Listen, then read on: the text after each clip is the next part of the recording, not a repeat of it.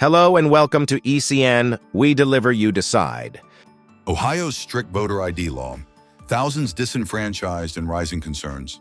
Hello and welcome to ECN, your premium digital news source, where we deliver the latest and most impactful stories.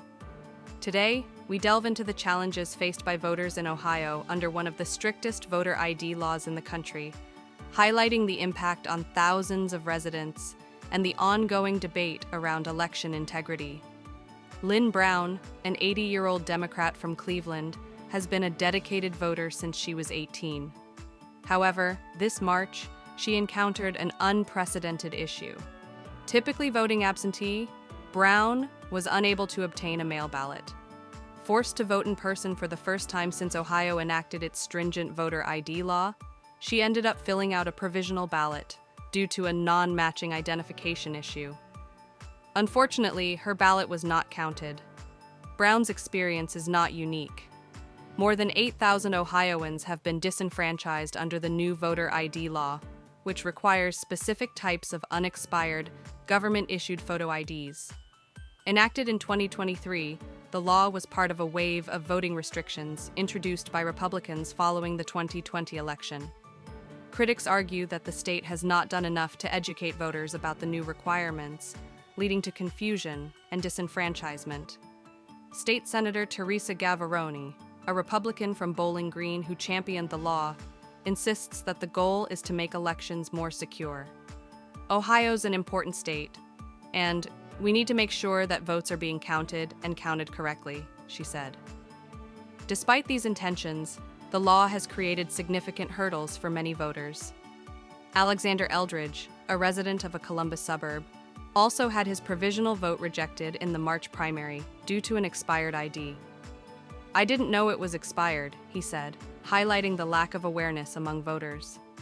Ohio is one of 12 states that have passed stricter voter ID laws since the 2020 election, often citing the need to combat voter fraud, a claim widely debunked by experts.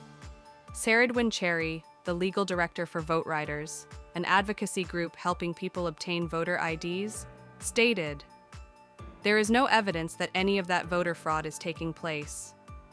The new law has notably affected elections, including those concerning the codification of abortion rights into the state constitution, and primary races, such as the one involving Donald Trump-backed businessman Bernie Moreno.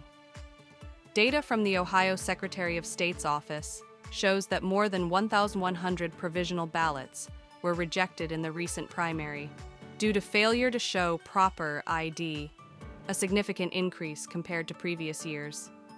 Advocates criticize the lack of a comprehensive voter education campaign. Catherine Terser, the executive director of Common Cause Ohio, pointed out that the state did not fund an educational program, leaving the responsibility to local election boards and advocacy groups. This piecemeal approach has left many voters unaware of the new requirements. Despite these challenges, some voters, like Cynthia Robinson from Toledo, remain determined to cast their ballots. Robinson, who had no idea her provisional ballot wasn't counted until contacted by USA Today, plans to get a new ID to ensure she can vote in future elections. Ohio provides free state IDs for those who can present a birth certificate, passport, or naturalization papers. However, logistical challenges remain, especially for elderly voters. Kay Mateo, a Republican from Grove City, Ohio, faced difficulties with her 94-year-old father's expired ID. While she supports the ID requirement, she acknowledged the challenges of getting a new ID for her father amidst other caregiving responsibilities. As Ohio heads into more elections, the impact of the strict voter ID law continues to raise concerns about voter access and fairness.